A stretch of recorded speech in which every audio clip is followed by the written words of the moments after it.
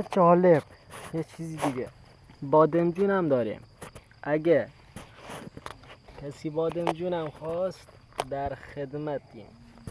از این بادمجون های خیلی خوب، خیلی خوشگل، نیا کنید، خیلی بادمجون خوبیه.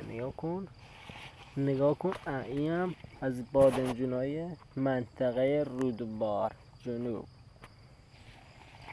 نگاه کن،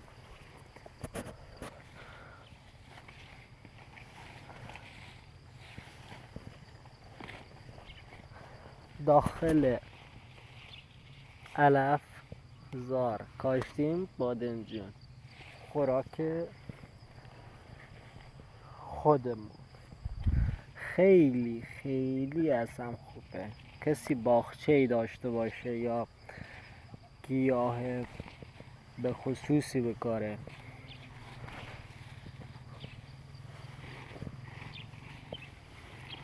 اما اگه لازم مشاوره چیزی بهتون بدم بگید.